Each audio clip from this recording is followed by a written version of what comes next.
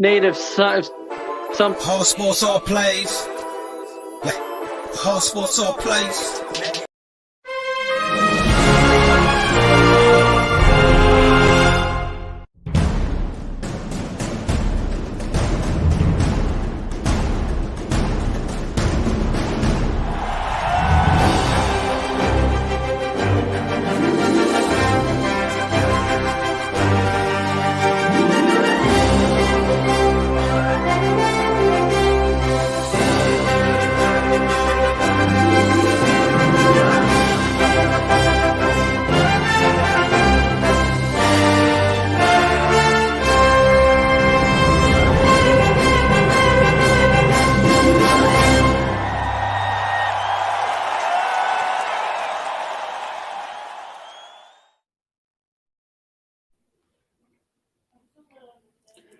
Hey, everybody. All right. How we doing? J-Mac,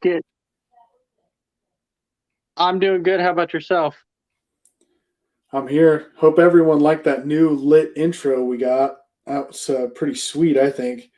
Coming up in the world, making new intros, getting things done.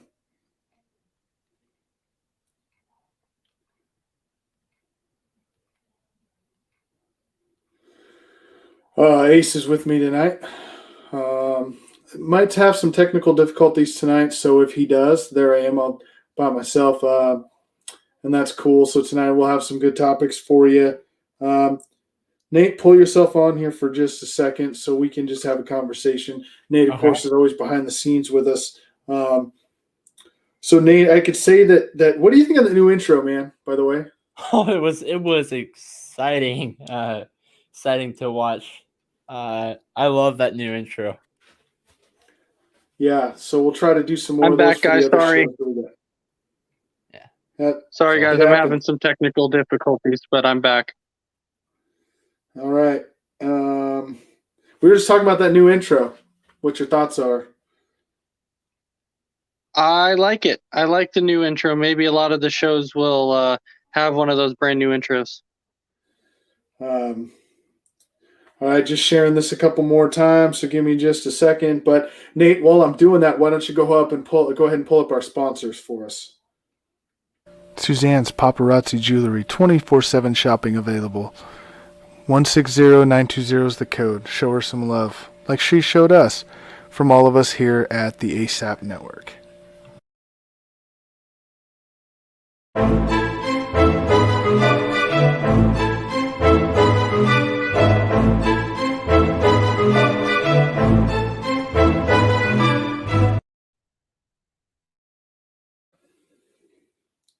And yeah, don't forget with that last one, don't forget to get your jams and jellies down there at Misty Meadows.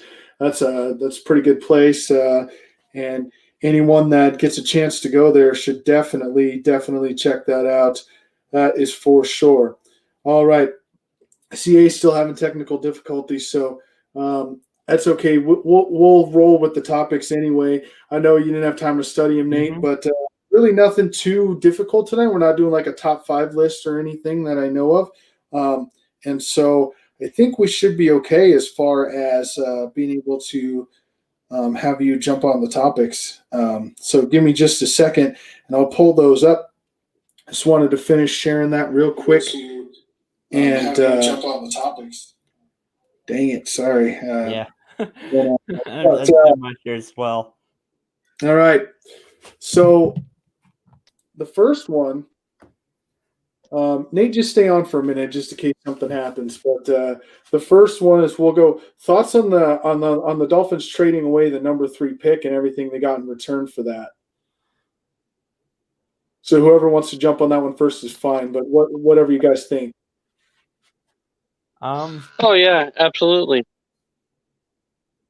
The Dolphins trading the number 3 pick, I can tell you now, it was kind of something that I would say I didn't really overall see coming. We know that the Dolphins are kind of in rebuilding mode at this point in time.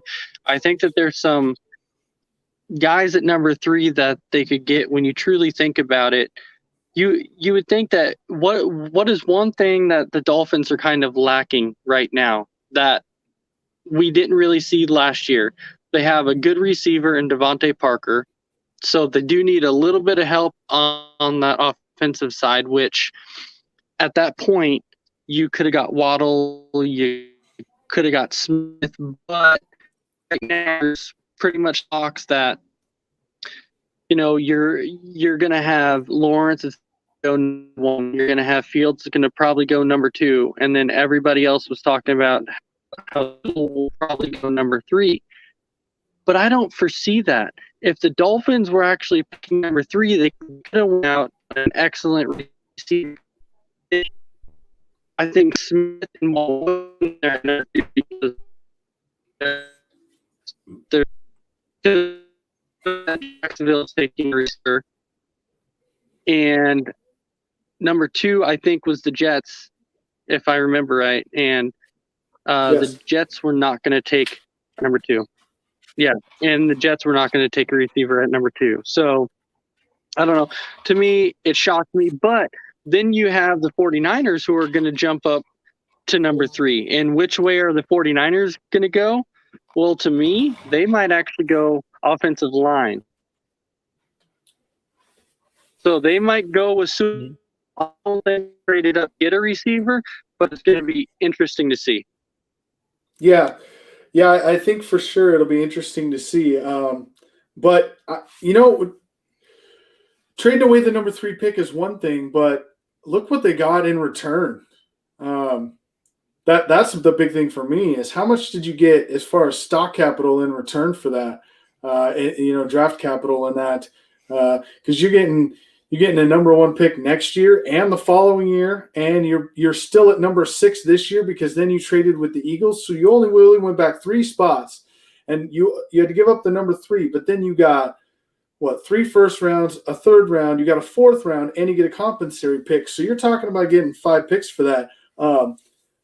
They've been actually very smart with getting draft picks because that'll still give them 2 first-round picks this year. So because they have the pick from the Rams as well. Yeah, the Dolphins they've been really smart about draft picks over the last couple of years. They've been just racking up those draft picks every single year for at least the last couple of years. And they're really trying to build a team. I think even though they have the number 12 pick, I still think that they can get a decent receiver at a 12 pick. Yeah, I think so. I think they can. I think they get a decent guy at number 12. But, I mean, remains to be seen. Again, though, they did move back up to number 6 from the Eagles. So, yeah. To be honest with you, I think, even though I think Miami won this trade, looking at all 3 teams, I honestly think that all 3 teams improved from this trade, to be honest with you, because 49ers got a higher draft pick. You look at the Eagles, you're disagreeing with me, but I think that all 3 of them did. The Eagles went back 6 places, man, and didn't get anything for the trade. Well, I'll tell you though. But that's been the Eagles' MO. I don't know what's going on there. Like, they moved back 6 places after trading with the Dolphins. They didn't ask for anything in return. They got a 2nd-round pick and a 4th-round pick for moving back 6 places in the draft with the Dolphins. No, but let me tell you this: the 49ers, they must have traded up because it must be somebody that they really, really like to point. Who is it exactly? I don't know. Are they trying to trade up? Because I know they came out, and I'll say that John Lynch, he came out and said that they are sold on Jimmy Garoppolo, that he's their quarterback. But is he really? Did they trade up to number 3 to potentially get a quarterback if they can steal one at number 3? I don't know. I mean, it makes sense what you're saying. I completely understand that. And we actually have Isaiah, and I'm sorry, Isaiah, if I mess up the last name here, if I butcher that, but Isaiah Leung. Sorry, man, I'm trying to say that right. Who do we see them taking at number 3? We were just talking about that. And then he says, Do y'all think they will definitely be a quarterback? I know some of my fellow Niner fans are throwing out that we traded up to get Kyle Pitts or Devontae Smith or the Oregon offensive lineman, which is Sewell.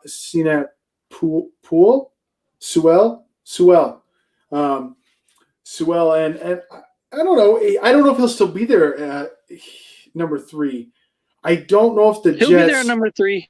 I don't know if the Jets are taking a quarterback.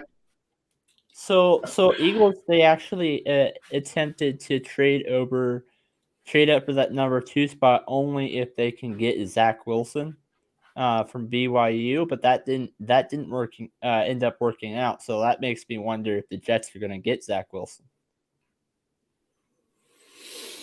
It remains to be seen. I don't think that's quarterback. That's my issue. I'm not sold on Darnold. I'm not saying I'm sold on the guy either, but I don't think that's their issue. Yeah, I'm the same way. Well, but I don't completely put all this blame on Darnold. And the only reason I'm saying I don't put all the blame on Darnold on the offensive side is because they haven't put a lot of weapons around him. He hasn't had a lot to work with. His best receivers was Jamison Crowder. That was his best receiver. Other than that, he hasn't really had a whole lot to work with. Yeah, he had a Le'Veon Bell in the backfield that Le'Veon Bell took a year off, and then once he came back, he didn't really do anything. So I just I'm anxious to see what Sam Darnold can do this year with at least 1 or 2 weapons. Why not give the guy another shot? I mean, you're right. It's not all his fault. And that's what I'm trying to say. I'm not saying that I'm completely sold on Sam Darnold, that he's the answer at quarterback. That's not what I'm saying. But at least give the guy an opportunity to show that he can be the answer, or at least get them into a place where they can be relevant and be a competitor and compete with some teams. That is what I would like to see. So do they take a Sewell at number 2? I mean, I think it's definitely got to be a thought in their brain to shore up that offensive line, to give him a shot to be the quarterback everyone thought he was coming out of college. So I guess, Isaiah, to answer your question, who does San Francisco take at number 3? It really depends on who the Jets take at 2, in my opinion. The fact that they moved up to 3, that tells me, though, that they have someone in mind that they want to take at 3. It could be a Devontae Smith for sure. I could see San Francisco taking a Devontae Smith. I could also see them taking a quarterback, a Zach Wilson, a Justin Fields. I could see that happening as well. So again, tough to say right now for sure, but that's who I'd go with. So I hope that answered your question, Isaiah. We are here to try to answer the fan questions when they come in, and I hope we were able to do that for you. Well, let's not forget though that we're talking a lot about Devontae Smith and Waddle, but let's not forget also have Jamar Chase out there from LSU that people forget about. He opted out of last year, but so he'll be sitting there too. Yeah, I understand that, but do you think it hurt him to opt out? Like a lot of times in sports, it's what have you done for me lately, not what have you done for me overall in your career. And so maybe taking that last year off hurt his draft stock. That's my opinion. I can't say because we don't know. We don't know until the draft comes, which you can find live coverage here on the All Sports All Plays Network. When that happens, we will have draft coverage here as well. But it'll remain to be seen. I wouldn't rule anything out at number 2 or number 3. I think number 1's a lock. That's my opinion. I think that Trevor Lawrence is going number 1, and there's no question about that. But I think that 2 and 3 are questionable right now as far as who they're going to take. Yeah, I have my mock draft for the top 3 right now, but I can see anything happening at 2 and 3. number 1 is definite for sure, but 2 and 3 is just a questionable.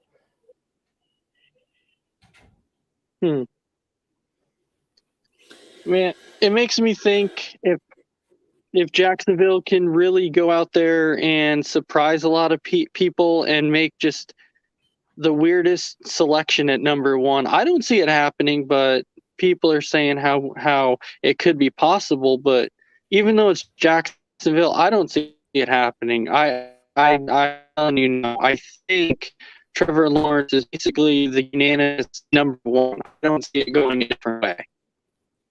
I would agree with you on that. I don't see it going a different way, mainly because I'm telling you now that they did not bring Urban Meyer to Jacksonville to lose. They didn't bring him there to lose. They didn't bring him there to rebuild a team. They brought him there to win. So, yeah, Tim, that's your opinion. Anyway. Yeah, they didn't bring Urban Meyer there to lose. And Urban Meyer is a very smart coach. He's a very brilliant man. He's not going to mess up that pick at number 1, whatever he has to do. And let's catch up on some questions. So, Freddie, my Giants will win the Super Bowl. Man, get out of here. What? We're not talking Freddie, that's crazy. This year? Oh, jeez. You got to get rid of Danny Dimes first for that to happen. Jeez, man. And did the Eagles lose in this trade? Brandon asked. I believe they did. That was my stance on it. I believe that they lost in this trade. They moved back and didn't get anything for it, and they're probably not going to get the player they wanted. So I don't really know what's going on in Philadelphia. I think that they'll finish last in their division. That's my pick on that one. And let's see, Tim Fielder, Jacksonville trades for Winston to be what, a backup? Could quarterbacks go 1, 2, 3, and 4? Of course they could. I definitely see that happening. I could see them going 1 through 4. And Randy said Cowboys. I'm not sure what he was referring to with Cowboys. Randy just always says Cowboys for some reason. J-Mac, the hate on Danny Dimes. I don't hate the guy. I just don't think he's the answer at quarterback for the Giants. I don't think he's going to lead them to a Super Bowl. That's what I think. And I do on that because my face excited because you've seen signs of Kenny Galladay and Kyle Rudolph and Saquon is back. Here's the thing. Saquon is coming off of a torn ACL. We don't know how he's going to be after that. Kenny Galladay has been injury-riddled basically his whole entire career. So how many games are you going to actually get for Kenny Galladay? If he can give you 11 or 12 games, then hey, congratulations, you got a good deal. Kyle Rudolph. I mean, people talk Kyle Rudolph up, but he hasn't really done a huge amount. So yeah, he's supposed to be like a Darren type. He's pretty good in the zone, but we know how that when it came to Green Bay, the type just didn't work out. So I don't think Kyle Rudolph is that guy. I don't think King is that guy. I will see. But I'm just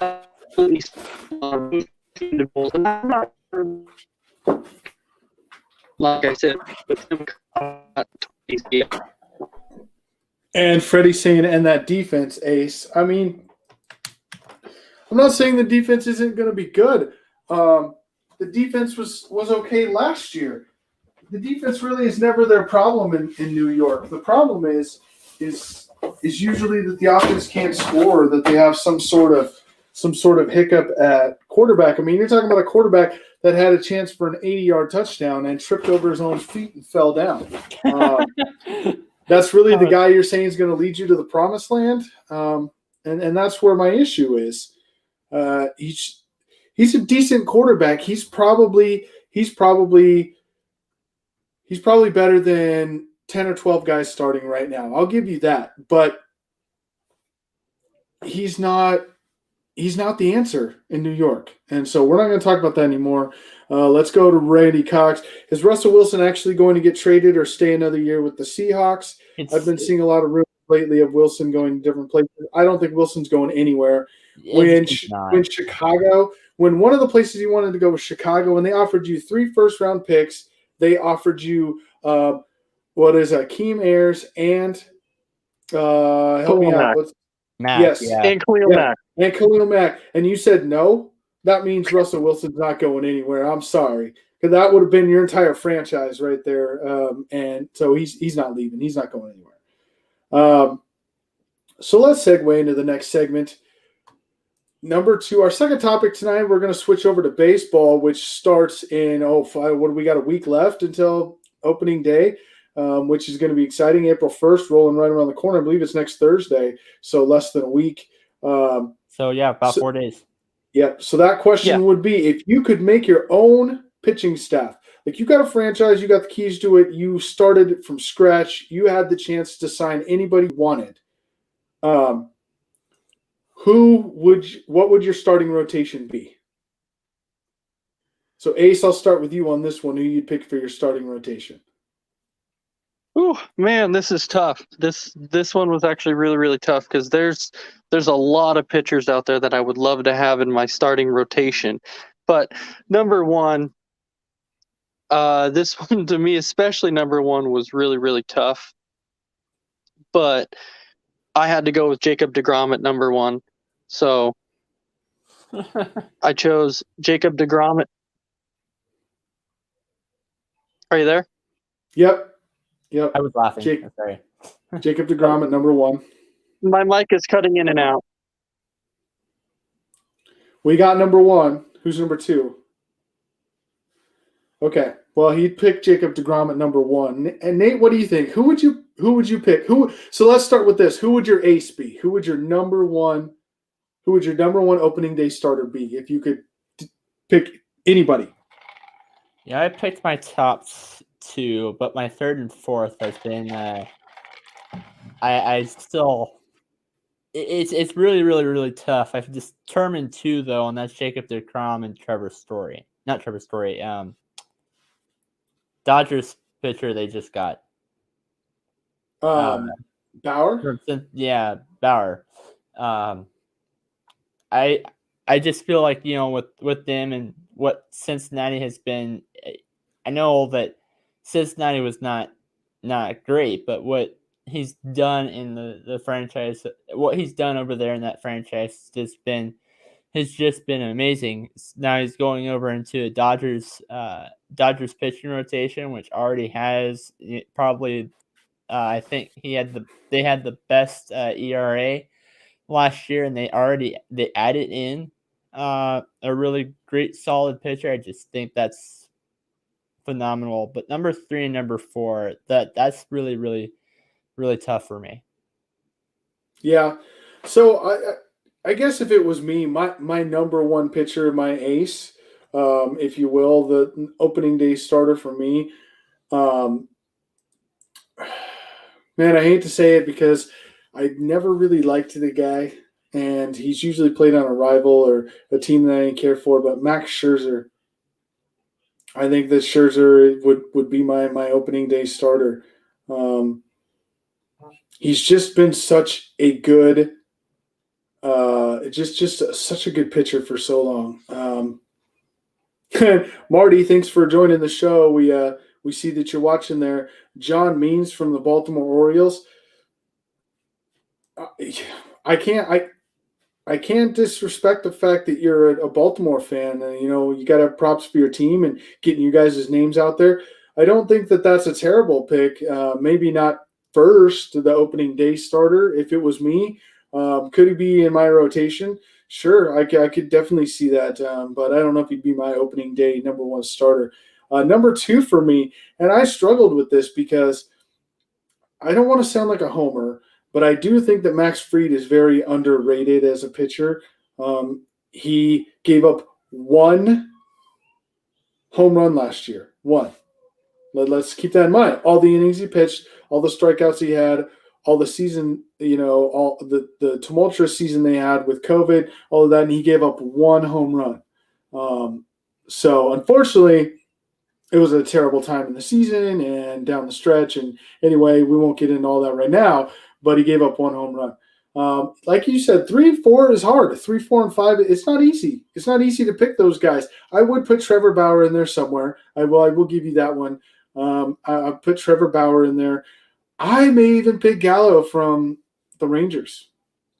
Gallo is a good pitcher. He's more than anything for me. Gallo, even if his ERA struggles, even if he walks a few guys, what Gallo does is he's a horse. Like, he'll go out there and he will want the ball 6 or 7 innings every single start, and he will make you take him out of the game.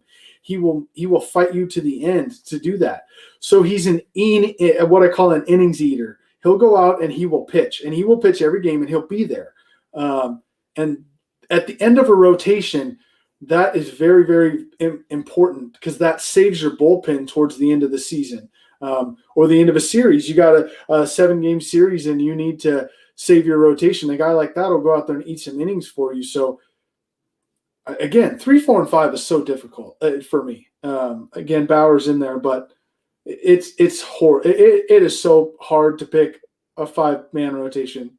It really is, because there's not 5 guys that are above and beyond everyone else. Like, there's a whole slew of great pitchers at the top. That's just what I think.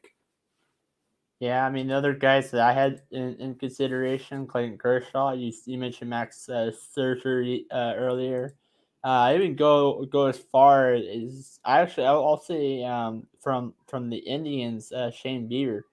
I might go with him. There's plenty of guys that I could have gone with as well, but it was just really those 2, and then 3 or 4 or 5, which is hard. Oh yeah, I mean, it's tough. I might even, if I was doing it, I might go with a top 5, like my 5 starting, and then as my long relievers in the bullpen, I might sign 2 more starters and make those like my number 1 and 2 guys out of the bullpen. Because if I need someone for a spot start because a guy pulls an oblique muscle or gets a blister or whatever reason that they can't make their start, now I got a guy out of the bullpen I can pull out that can make a spot start. So you might not be wrong signing 7 starting pitchers and just rotating 5 and keeping the other 2 as spot starters. That probably wouldn't be a bad thing to do either. So there's many ways you can answer that question. And so thanks for your input on that, Nate. I think that we both struggled with that. And there's probably no wrong answer, to be honest. There's probably not a wrong answer to that question. So let's move over next. As you saw in our intro video, we cover all kinds of sports on Sportsminute. We try not to just cover the main ones, as you call them, the big 4. We cover those a lot on the network as a whole. So we try to cover those, what needs to be covered, and then we try to dive into some sports that maybe need some more attention, need some more coverage. We'll say that. So the next topic we got is tennis, and we're going to go into tennis. And I know you watch tennis a little bit, Nate, so you shouldn't have a problem with this topic. Let me ask you, does it hurt tennis that Serena, Djokovic, and Rafael Nadal all pulled out of the Miami Open? 3 big-time names. I mean, I know how y'all feel about the GOAT conversation. I don't, but Serena, I think, is pretty much, in my opinion, is the GOAT of tennis, because it's a single sport. Won a lot of opens. I think actually won an Open pregnant. So a lot of these big time names pulled out of the Open. I think it does. Hurt tennis. Oh, I think it does hurt tennis for this. And I can see what you're saying. You get, Serena out of the women's side. I mean, don't forget though, there's some big names over there that have been playing really good lately. I mean, Naomi Osaka, and I know I talk about her a lot, but she is the next big thing in tennis. She's going to be the next big thing in tennis. So Osaka's still in the tournament. Djokovic and Nadal are probably 1 and 2 on the men's side. Federer is right there, but I think he's fallen off a little bit. But And Randy, thanks for that. It would hurt the open end tennis. It would. The Miami Open's not a huge tournament. I mean, it's not one of the big four, obviously, but it's still bringing a lot of money, and it still is revenue sharing, obviously, for TV deals and all of that. And if you tune in to watch the Miami Open, obviously you're tuning in to watch some big names. And so you see Serena's not there on the women's side, you're probably not going to watch that match. And you see that Djokovic and Nadal are not in, you're probably not going to be too interested. So I think this definitely hurts the game of tennis for sure. I mean, think about it. I know that you're not maybe as, I'll say it, as seasoned. I don't want to use age as a thing here, but you're not as seasoned as I am as far as tennis comes around and the players and stuff. But for me, back in the 90s, it was Pete Sampras and Andre Agassi. And so if I'm tuning in to watch a tennis match, an open, I don't want to watch it if those two guys aren't playing.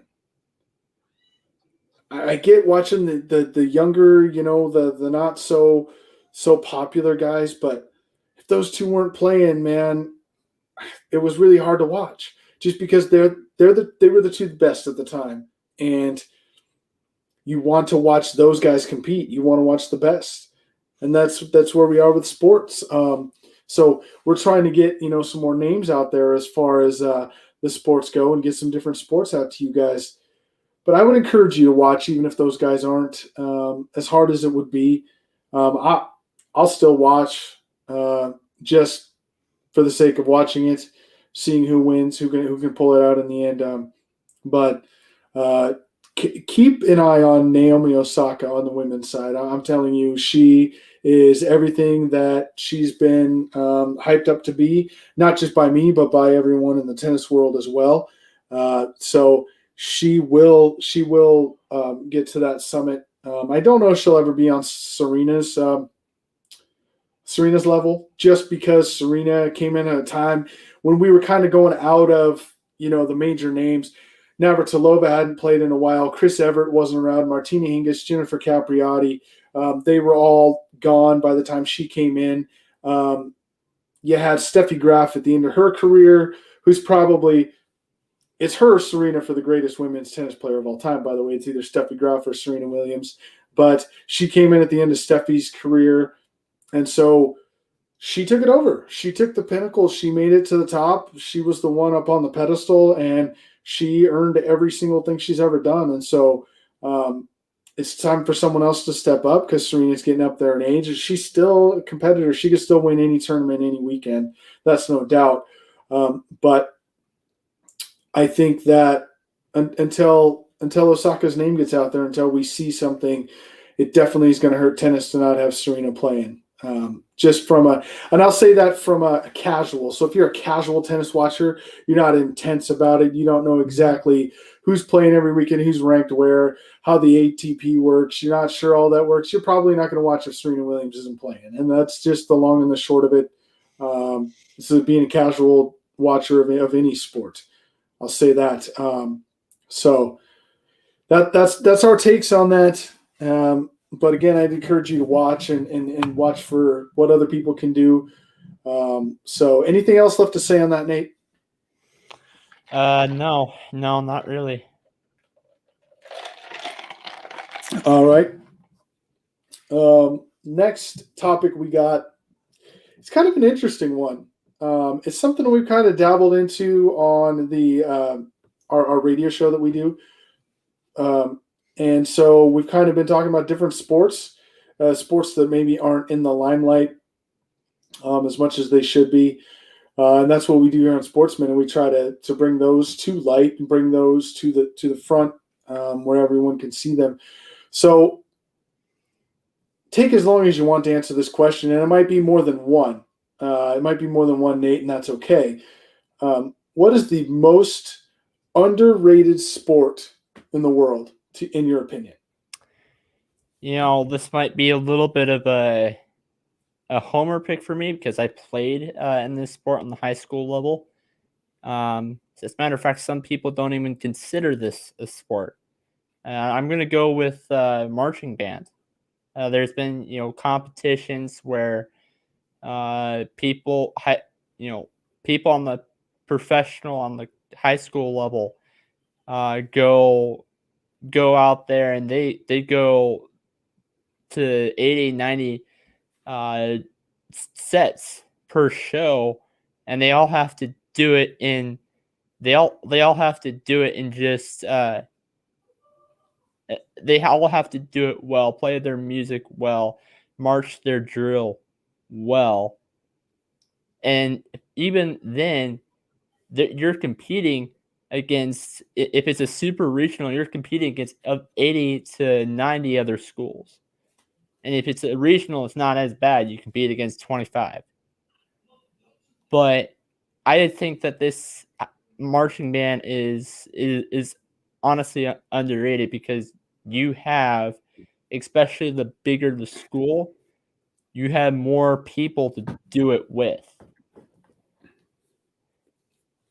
Yeah, I would agree with that. That's like any sport, though. The bigger the school you're with, the bigger pool you have to pick these players from. And you can pick the best ones.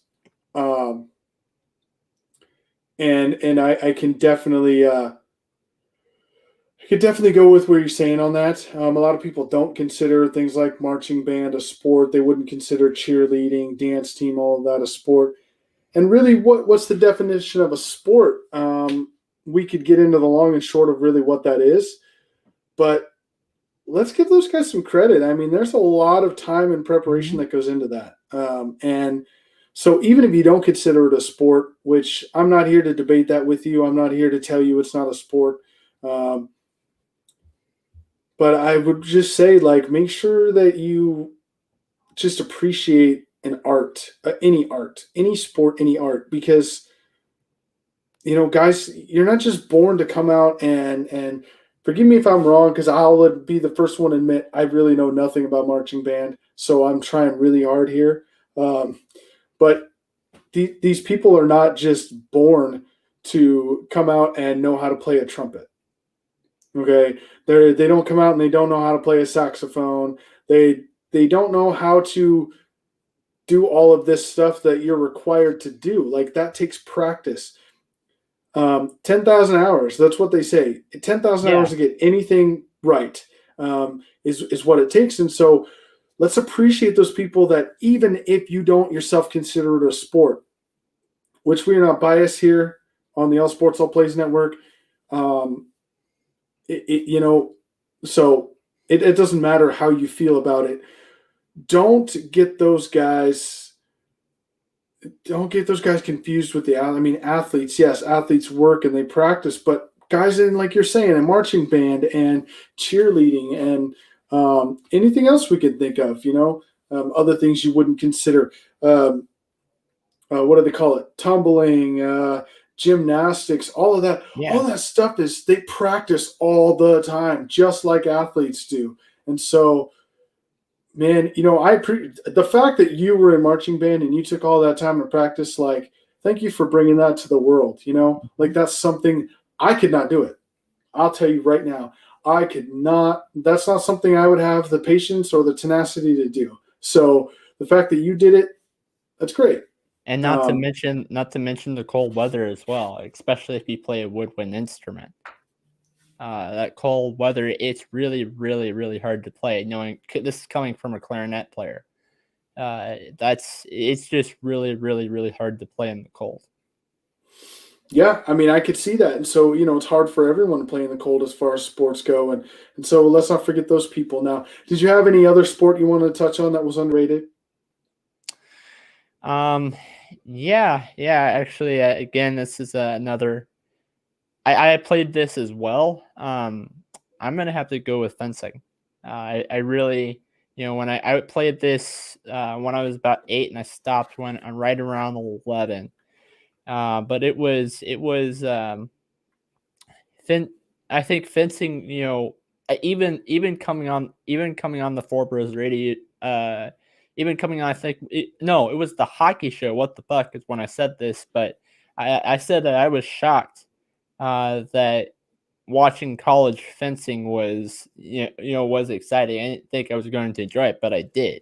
And this is coming from a guy who who played, who was in fencing back for fencing for 3 years. So. Okay, so I mean, just to educate us a little bit on that, I know of fencing, I know of it.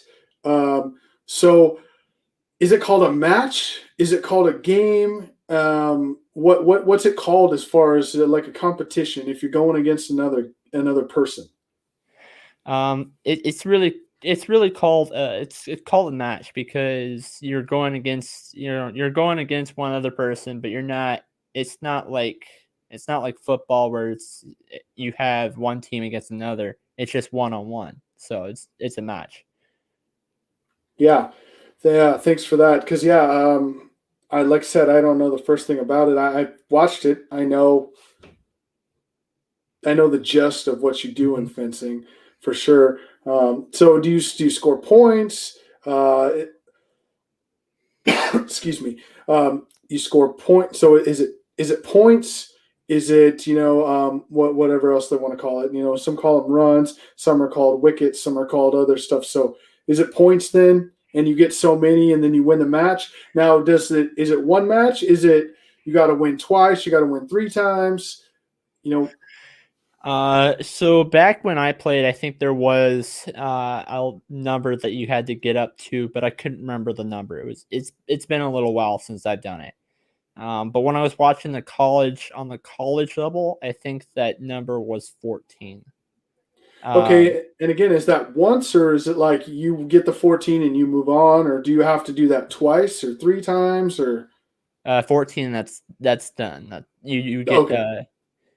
you get like if you touch like the shoulder, the leg, the helmet thing, and then I want to say the arm as well. Okay. It's been a little while, so. Sure. So thanks for that, Nate. Thanks for that education, because I honestly didn't know. And so everyone look that up. If you're curious more about fencing, Google it, do whatever you want. I was getting to that right next. Underrated sport is bowling. Bowling is exciting, man. I'm telling you, I've watched a bowling match. Do you know my favorite celebration of all time is Parker Bone the Third? All right. Gotcha. When they're like, he's got to hit the strike to win this tournament, and he hits it. And as he sees them all falling down, he's like, "That's right. That's right. Who do you think you are? I am." And just this, like, his words made no sense at all. But you could tell how excited he was, because that whole year, all they talked about is how he was not the same player anymore. How he wasn't the same. He wasn't the top. Someone else was going to outtake him. Someone else was going to outdo him. They were going to beat him. That wasn't his year. And the biggest tournament of the year, and he hits that strike to win it. It didn't matter what words came out of his mouth. You could tell he was basically saying, like, forget you guys. I am still here. I haven't gone anywhere. You're not taking anything from me until I say you're taking it from me. And if you get a chance to watch that clip, by the way, he's just so excited. And even his significant other is there, and she's just, on the sidelines in the chair. I mean, it was so great. It was just a great moment to watch in sports, because it's like one of those, I'm not done yet. Don't count me out yet. And I just showed you that I'm not done yet. And so I reference it sometimes, we'll be playing slow pitch softball or cornhole, and you put one in, and it's the winning run, or the winning point for cornhole. And you're just like, yeah, who do you think you are? That's right. I am. And just, yeah. He should trademark that, by the way, and like make shirts out of it, because he could make a hell of a lot of money doing that. I know I'd buy one. And wear that thing proudly. But yeah, thanks for that one, Randy, because that actually is one. Bowling is a very underrated sport. You can get a college scholarship for bowling. I don't know if you knew that. I just found that out, by the way, because there was someone was telling me that their kid was being scouted for bowling for college, and I'm like, wait, they give scholarships for that now? So No, that's great, because not everyone's going to be a fit enough athlete to play football, baseball, basketball. You got to be really physically fit to do that. Soccer, everyone is good at something. And if your thing that you're good at is bowling, just know, or if your kid's good at bowling, just know that they do have a future. They do have a future in bowling. They have a future in marching band. They have a future in almost anything you can name of. There is some school out there. There's some place out there where they can do that, and they can go on to do it later in their life, and maybe make some money doing it too. Who knows? So don't discourage anything that they want to do. They don't have to play football to be a star. They don't have to play basketball to be a star. They can do it in their own right, and there's plenty of things out there to do. Now, I haven't picked my underrated sport yet. And for me, now, as Nate knows, and some of you know that watch us on the radio show, I actually have a huge list of what we call wacky sports, and it's like 150, 120 long or something like that. Yeah. So there's a lot of underrated sports, and some of them are just, I'll admit, some of the ones on my list are just flat out like, who would watch that? Well, I'm telling you, someone does, because almost every one of them that I looked up has either a national championship, a regional championship, and they have sponsors. So someone thought of enough to sponsor it, which means they put money into it. So someone watches it somewhere. So all of those. And for me, I guess an underrated sport that I really enjoy that isn't really out there and should be out there more, for me, and I brought this up, I think it was on What the Puck as well, ultimate Frisbee. You got, in this sport, you have different rules from like 5 different sports in this thing. I mean, you got soccer rules, you got football, American football rules, then there's rugby rules, then you would have basically some golf rules as far as how the points go, and I'm probably missing one. Oh, like dodgeball rules. I mean, there's different rules in this sport, and you're watching this and you're like, these guys are really tackling each other over a Frisbee. But the whole point is a lot of it, watching it, basically you don't want the Frisbee to hit the ground, because if the Frisbee hits the ground, then that's bad for your team. And it's also bad for the other team in a way, because then they have to start from that point and start over and go back the other way. So if you get it all the way down, then they have to go all the way back. But if you get it too far back this way, it can be good for them, because they're close to the goal to get a goal, which they have to throw it in basically to a setup thing that gets you a point, kind of like capture the flag or disc golf, Frisbee golf, if you will. But basically you got to stop these guys from getting there, and you have to stop the guy and the Frisbee again from hitting the ground. And then you're allowed to pass, but you can only pass forward. So that's where the American football stuff comes in. You can't lateral backwards. You can't throw backwards. So you can't like overhand throw. You would have to – it's weird. It's a weird setup, but you basically have to throw it in front of you, and you have to make sure there's no other guys there. And if they intercept the Frisbee, because that's what it's called in Ultimate Frisbee, then if they intercept it, they're allowed to run all the way down and try to shoot if they feel that they can do that without passing it. But if they pass it forward and it's intercepted, then it goes the other way. So it's really back and forth, kind of like soccer is, more than football, even like more like soccer or hockey for that matter. But then but you're not allowed to shoot until you're at a certain point. So kind of like hockey where they have icing, and you can't throw it all the way. You can't shoot the puck all the way down without aiming for the goal past everybody. You can't do that in Ultimate Frisbee either. You're not allowed to just chuck it across the whole court, and it's called a court there. So you're not allowed to chuck it across the whole court. You have to have a reason for putting it there, whether you're passing it or shooting it. And then you cross what they call the midline. And once you get across the midline, you can take as many shots as you want. Now, the problem with that is it's set up, again, here's the hockey part. It's set up with defense, and then you got your front line or your attackers. And so then you get across the midline where your defenders are on the other team, and you got to shoot around them. So, I mean, does this not sound exciting? Like, it just sounds like it's a great thing to watch, right? And trying to And I actually looked some stuff up because I wanted to understand it when I was watching it. I didn't just want to watch a bunch of people out there throwing a Frisbee and I didn't understand what they were doing.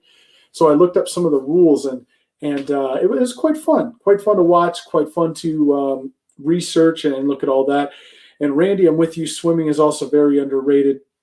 If you remember, we did a segment, who's your top 5 athletes of all time, and one of mine actually was Michael Phelps, because I can't sit here and tell you that winning, and I might be exactly off of this number, but I believe it was 26 medals in his career, it might be 27, but he won 27 medals at the Olympics in swimming in his career, 27, which is more than anyone else has won medal-wise at all. And so you're telling me that again, the 10,000 hour thing, you're telling me he didn't practice for that his entire life, and he was always in the pool, always doing something to get better and better and better and stay ahead of the competition? No, he definitely did that. And so again, just make sure that if it's not the big four, let's at least still watch some sports. There's some underrated sports that are very, very entertaining, and can still get you going, for sure. And so our last topic was going to be Ace's minigame. Obviously, Ace is not here. He had some technical difficulties, and we wish he gets those worked out, and he'll be back with us for our next show. And anyone that got to see the intro, you're going to see it again when we go out, because we're going to play it on the outro so everyone can catch that as well, so that you'll know exactly when we're on, who produces our show, who directs our show. That's off. Catch the credits at the end, by the way. I put credits at the end of who does everything on the show, because everyone deserves to be given some credit for what happens here. You could catch Nate and I tomorrow. The Four Bros radio show will be on Talking All Sports All Plays tomorrow. I believe at 4:00. Is that what we have it scheduled for? I can look it up again, but I think it is 4. Now it's not. So I will tell you this: it's not a live show. It is pre-recorded. We do pre-record that show, and we have to do that because we are on a United Kingdom radio station, and we have to send them the information because we're not available during that time to be live. So it is pre-recorded, but still check it out. We have fun. It's a completely different format than in front of you right now. So make sure that you check that out, because again, it's a great show. We have some fun on there with a couple of our buddies, and it's a different format. As for now, I will say let's do this. So what do you see as far as opening day being 5 days away now? Tonight's pretty much over, so we say 4 days away. 15 games. So what I did is I ordered MLB TV, and again, anyone who hasn't done this, you should look into it, because it's a very, very good deal. You get every out-of-market game that's not in your area, every one for every team all season long, all 162 games. You can watch every game. That's a lot of games to watch, and I understand you can't watch every one of them, but even your team's not playing, you want to catch another game, you can catch it out here, and it's actually really, really good price. It's not like the NFL Sunday ticket that's outrageously expensive, but Major League Baseball did a good thing with this, and they gave it they put it at the right price, I think, for a selling point. So with that, give me what you think. Being a 162 game season this year, what's going to be the number? How many home runs is someone going to hit? What's going to be the top number this year? 162 games. I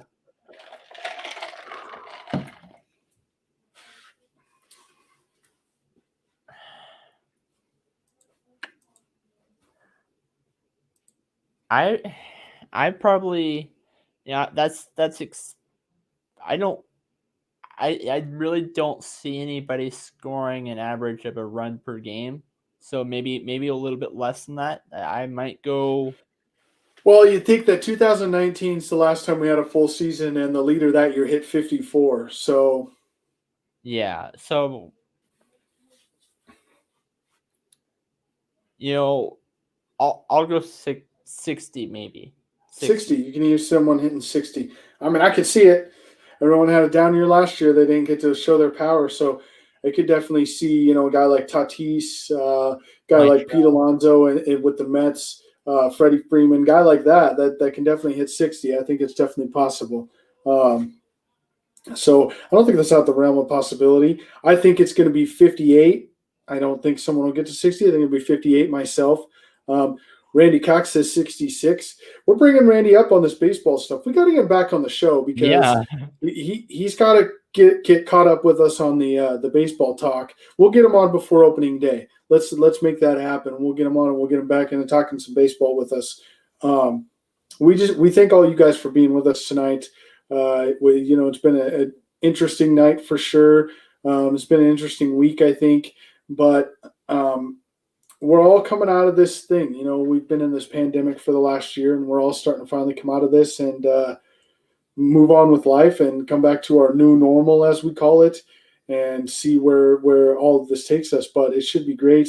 Check out the other shows that are on the ASAP network and Talking All Sports All Plays network.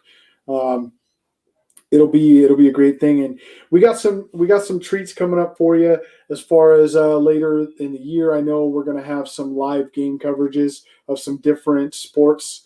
We're going to even try to do one of a softball tournament. We're going to try to get in there, so watch out for that. That should be a fun time. Nate, go ahead and take a minute, man. Say anything you want to say. Plug your show. Whatever you think is coming up next, give us a rundown of a day, whatever. So I just wanted to clarify. Yes, the next show after this is the Four Bros Radio Show. But I do want to say one thing. Next sports status episode will not be live. It'll be pre-recorded because time when it's going to go live doesn't work that well for. Doesn't work that well for us this coming up Tuesday. As for exciting dates, I just am excited for this year's NFL draft. Something about this NFL draft is whether it's about the Denver Broncos, whether it's just about how many quarterbacks are going to be drafted in the top 5, just something about that is just going to be exciting. So that's all I have. All right. And I just want to give a shout out real quick to Mike Smith. He was watching tonight from Maryland. He said Maryland in the house. Sometimes we don't get the alerts here on our page if you don't do it under the All Sports All Plays page. This is on a podcasting one that we share it to. So Mike, we appreciate you very much for watching tonight. Thanks, man, from Maryland. Get the word out there. Share us. Give us a like. Comment on here real quick. I don't think we did this tonight, so let's get these out real quick. Be the viewer of the month, and you can get your very own shirt. So ignore the $14.99 part for a second while we're talking about this. Be like Mike Smith and get a comment on there. And as well as Isaiah tonight, I believe, was on there as well. So they'll both be in the pool for a free shirt, viewer of the month. A month's ending soon. Get yourself in there. If you happen to not be able to comment, we don't see your comment, or you don't like to, or you don't feel like you want to comment or do anything live, you watch us later on, that's fine too. Get a hold of any of us. We can get you $14.99 plus shipping and handling. Sizes small to 2XL. Little bigger, costs you a little more, but we can get you a shirt there too. We're going to come down with some more great merchandise soon. Promise you that's coming.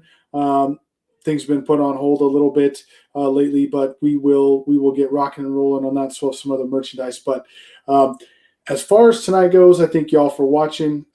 Tune in next time. Wednesday, we'll be back with a new episode of Sportsminute. Like I said, tomorrow afternoonish, we'll do Four Bros Radio Show. Tomorrow night will be Between the Ropes. That's always a great thing, a great show to watch. That is Dragon Viper, Sarge, Ace, and Brandon. I want to say are the 4 that are on there. I hope I didn't miss anybody. Hope I didn't mess that up too bad. That's usually Ace's plug. So I hope you all can.